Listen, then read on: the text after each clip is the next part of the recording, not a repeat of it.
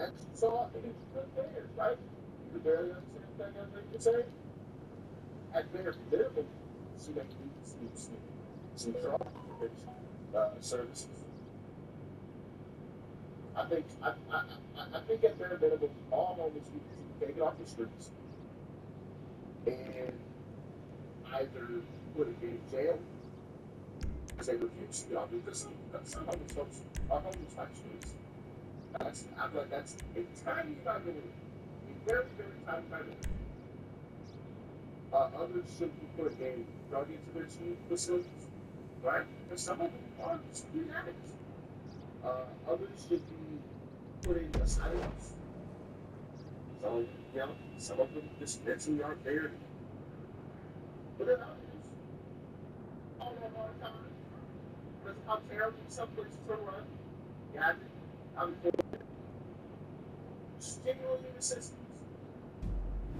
Hey, here's this job, here's that job, here's fresh clothes, blah, blah. You know, look at something get back on their feet.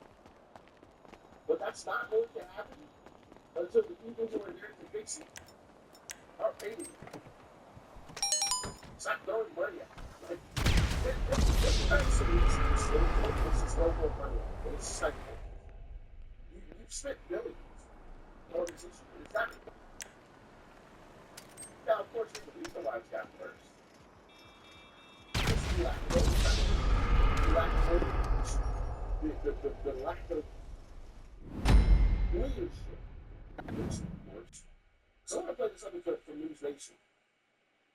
And this is just one instance. $3 billion sent to LA County over 4 years is completely unaccounted for. That's $2.3 billion that revenue could bring the fix. Or most of the people who live like this. Or fix this part of Venice Beach, where people own $1 million homes but are too afraid to walk their dogs because of this. There have already been 2 indictments linked to his probe, but U.S. Attorney Bill Asaley says there are a lot more to come. I spoke with him earlier. Billions of dollars going this. That's what we're still doing with the California overpass. I want to see if I can pull that back up really quickly. Five overpass. Let me see if I can pull that up. Because it's absolutely ridiculous. Absolutely ridiculous. 贱人！我你今天跟我们上3公里，我们有人闯祸了，告诉我你还行。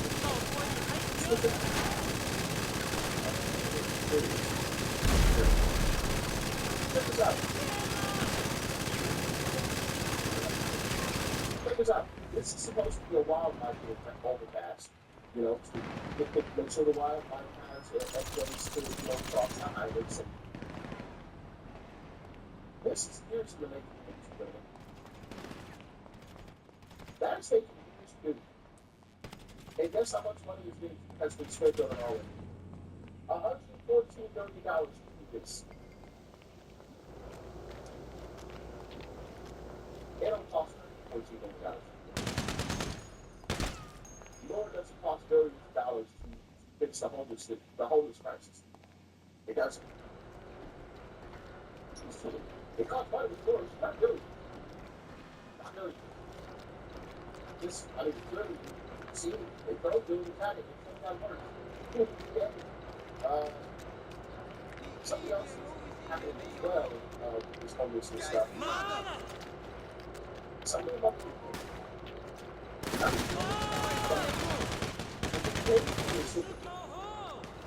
Take that.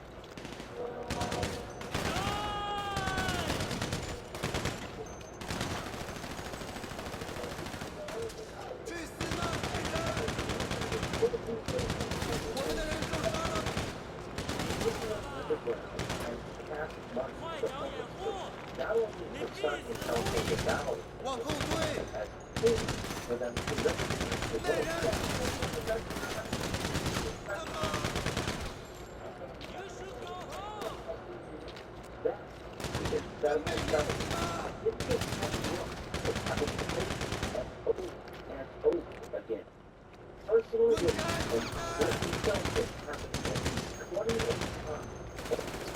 去 investigation 吃 and 屎吧！ just in Los Angeles.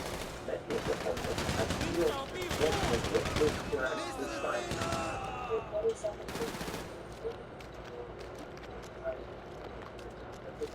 They struck the homeless and enter 我希望你们去 like Pinocchio Lane.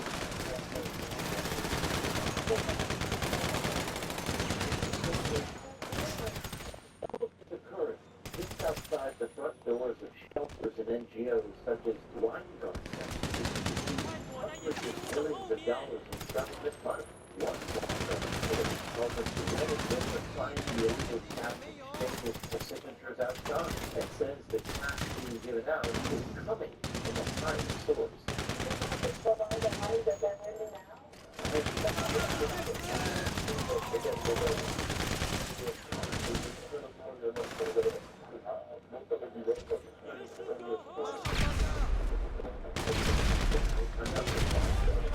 Advises the homeless on how to practice responsible deniability. The law. 这个小弱鸡！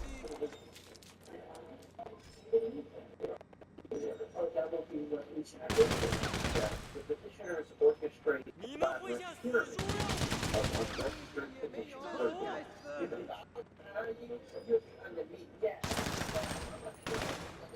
死！ So it's like a pyramid game. They're really, I don't think really one of the 该 petitioners 死！哇，可恶！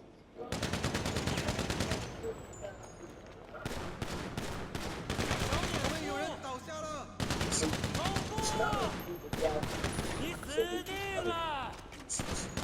I mean, pathetic. Absolutely pathetic. And should never be anywhere near the White House. But he's allowing billions of dollars to be stolen. 他中弹了！ Well, what's calling about? But there's also crazy amounts of fraud going on right on the streets. Right on the streets. Pay to register them to vote. Now, why would you register a homeless person to vote? You know that homeless person ain't showing up to vote. Yeah, it's common sense, ladies and gentlemen. It's common sense. The ones like it doesn't, class like it doesn't. It's probably done. They're voting for those homeless. In my assumption, why else would you register homeless people to vote? They're homeless. They're on the streets. They don't give a crap about voting. They're voting for tax dollars. There's always in the conversation, government, let them know your thoughts and your opinions. Make sure you show up in these big terms in massive, massive numbers. Because, of course, that's just one city. If you think that's where it is, sadly, you're safe. All right? Stay safe out there. Peace and love. I'm out. Sheriff. Your sheriff, Durham County, Yes, sir. beautiful parish, or Ducar County Parish, beautiful county. Is it at least part of the job to protect the public? Yes, sir. You believe that Ben at the border is racist? I'm sorry. You believe that Ben at the border is racist? Do you not? No, I've never said that. I believe that having a secure border is important. But we have processes that allow the right way.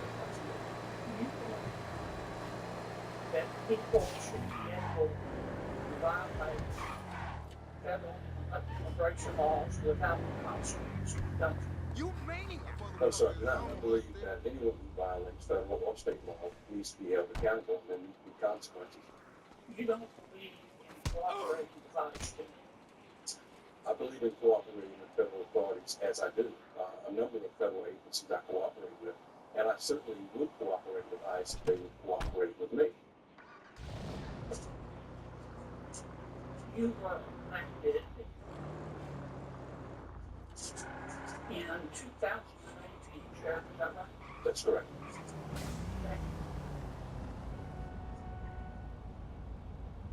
On April 18, 2018, you gave an interview with a media organization called NBC. Remember that? I'm familiar with the paper, yes. Okay. Here's what you said. Quote your words under. I disagree with the incumbent sheriffs. That's the guy you beat. With the incumbent sheriff's cooperation with ICE. I will make a clear and uncompromising commitment to not cooperate with ICE. As sheriff, I will not honor ICE detainers, and we will not participate in ICE roundups. End quote. Did I read that correctly? Yes, sir.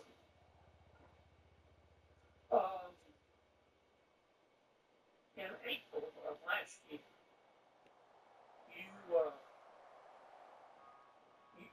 you spoke to a group of ICE employees.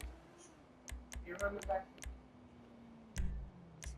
Not particularly, no. Okay, well, there was an article in a media organization, a media entity called the Assembly.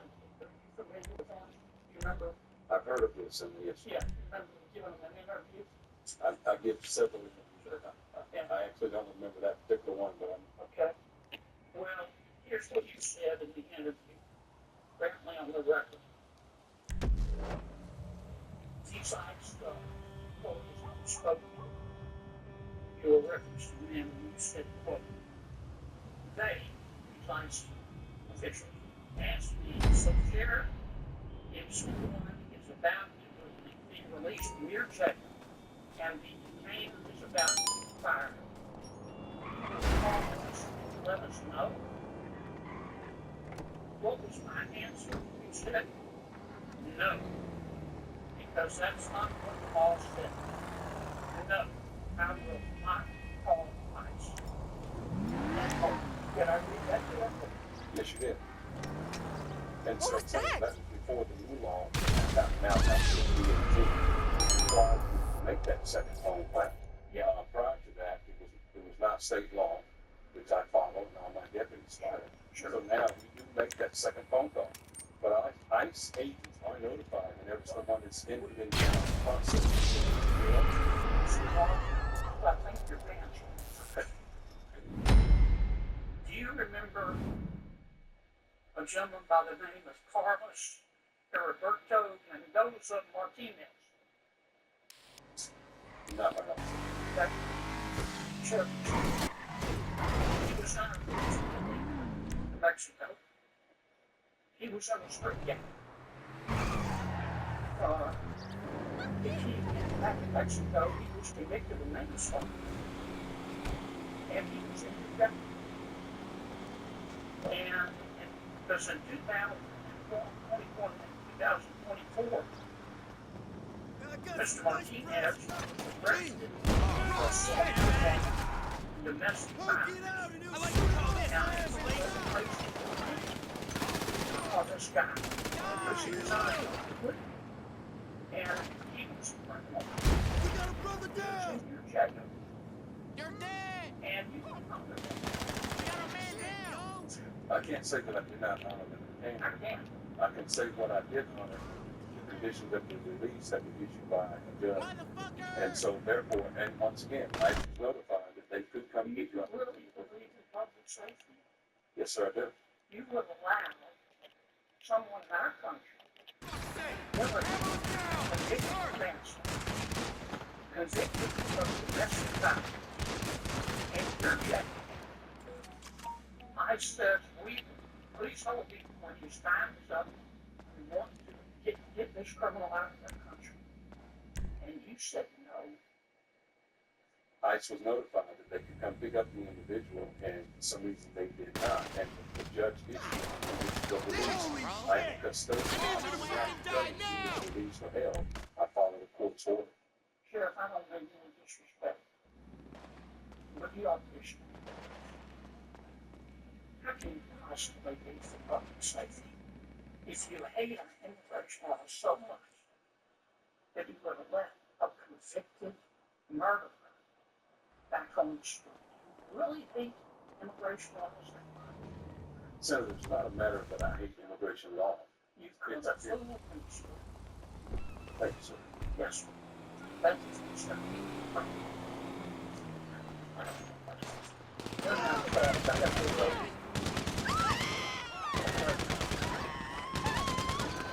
Senator King, Mr. President, are we on the phone call? no, okay.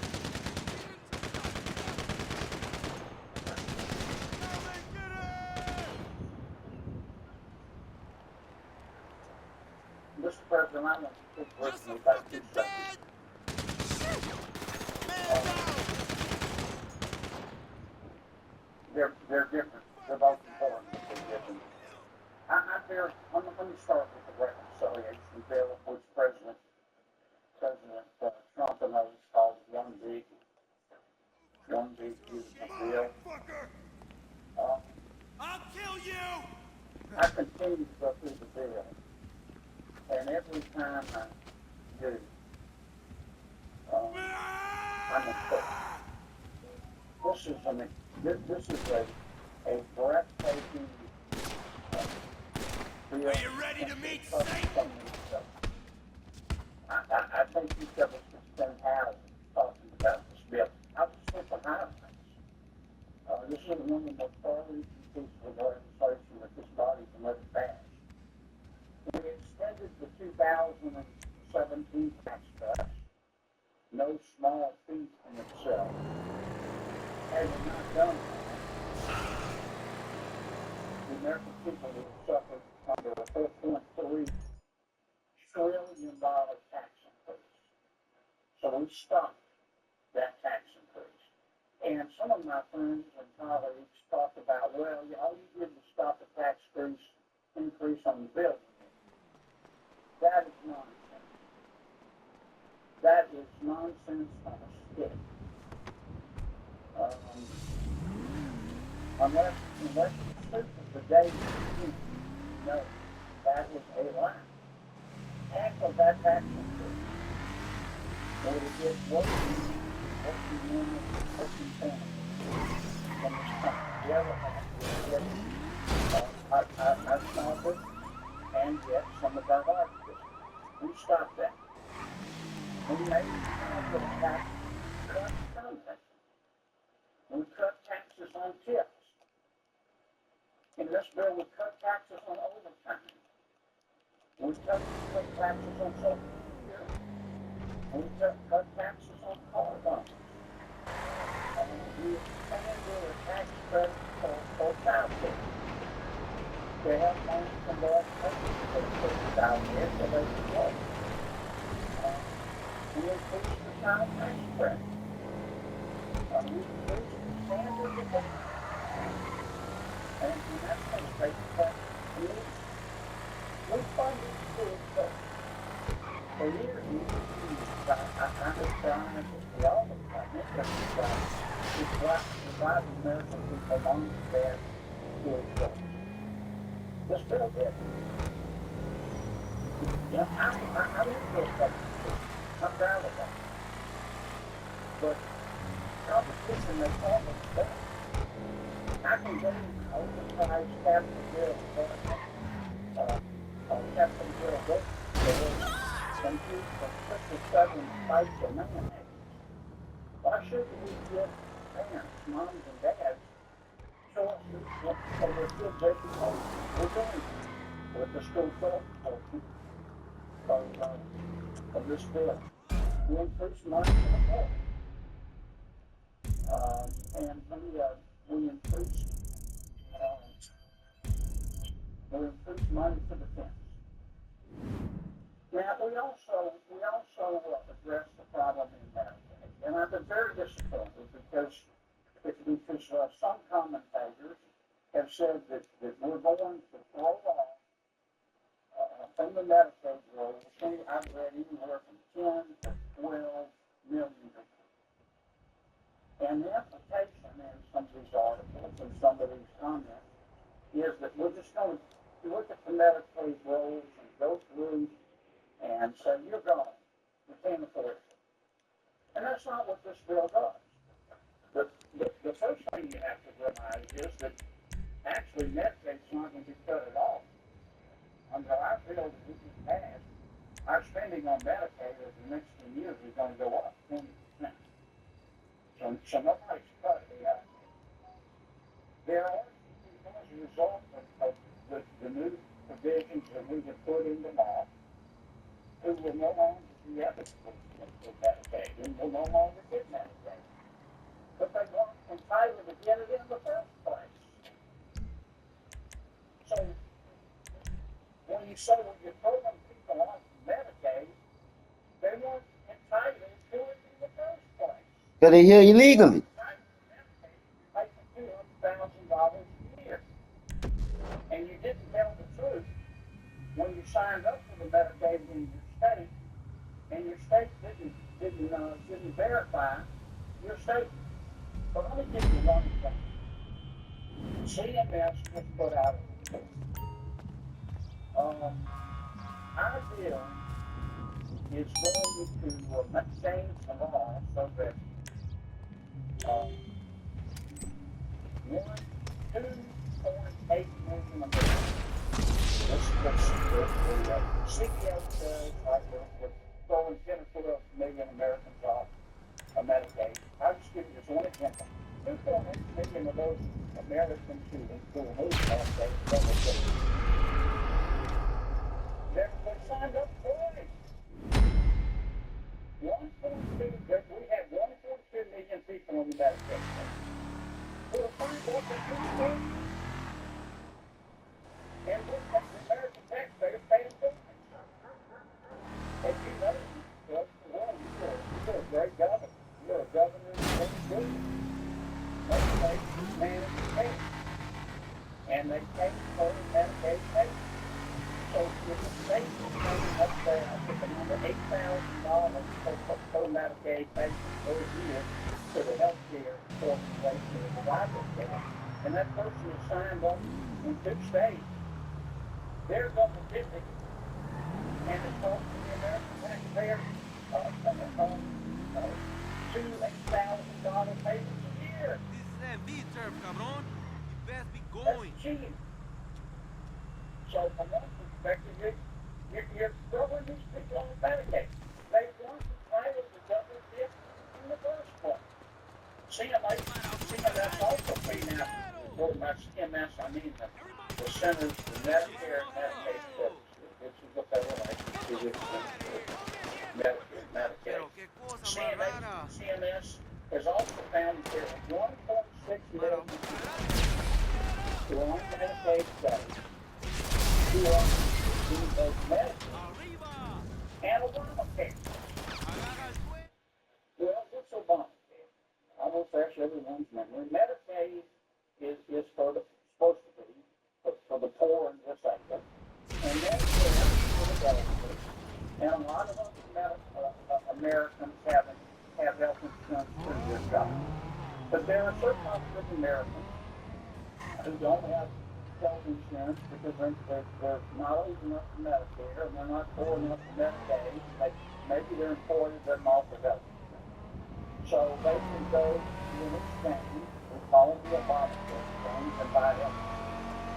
Now, President Obama and my colleagues, some of my colleagues, I wasn't here when we passed Obamacare, the Obamacare exchanges, the Affordable Care Act. We were told that health insurance would be cheaper, and we were told it would be more accessible.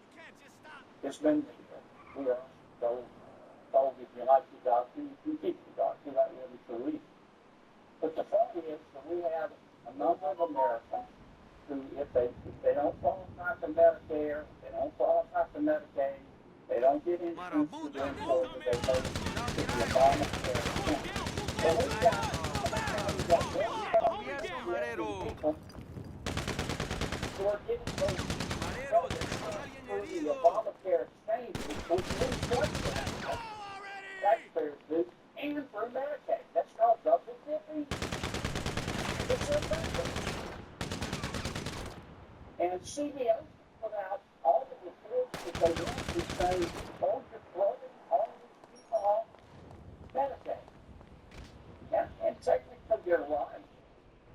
But but they're not eligible to be on Medicaid. Yeah, I just gave you an example. 2.8 million people are double dipping. It's illegal to double dip. It's immoral to double dip. It's unfair to taxpayers to double dip. All of that build up, so it is double dip. Cheating is wrong. Is that wrong? Last day, technically, yes. But once again, as the other students still on paper, we're taking people off Medicaid for one eligible cause of the birth spot. As a result of these 2.8 million people, I think CMS, I'm looking for the figure, I think that the cost, it costs the American taxpayer because of these 2.8 million folks to double the $14 billion. $14 billion over a 10-year window, which is the horizon that we can use. That's $104 billion that we're going to save. And that savings is going to go back into that to make it strong. And that's just one example of how much of, not much, but when, yeah, much of the report on the bill. Mr. President, a leading philosopher of the last century, his name John Paul Sartre, famously once said that existence is happiness. In other words, the Sartre to be happy. In other words, not in other words, what you do is what you do. What you do is what you do, not what you say. What you do is what you believe, and everything else is just time. I think that is particularly relevant to our government policy, and we probably all want in America. We are what we do, not what we say. As you know, Mr. President, for the negotiations with respect to the debt, I for one, and I think almost all, if not all, of my colleagues in the Senate will agree with me on this.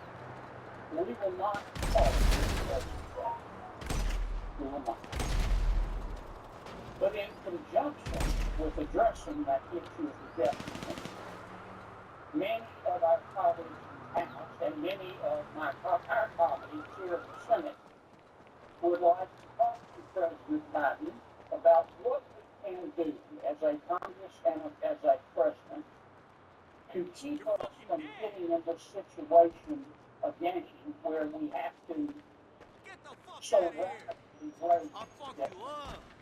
In other words, the request of the president is, Mr. President, let's sit down and talk about how we can slow the rate of growth in our spending and slow the rate of growth in our debt. For a variety of reasons, not only paying debt, but also paying some open budget. And I hope the president will involve the president will be able to accept that invitation. In those negotiations, the president has said, incorrectly in my judgment, but he has said repeatedly, as have some of my Democratic friends, that well, all the Republicans want to do in these negotiations is hurt Medicare and hurt Social Security. Now, I understand politics. We both do, Mr. President. We've been doing this for a long time. And politically, I understand why the president and some of my colleagues are saying that. not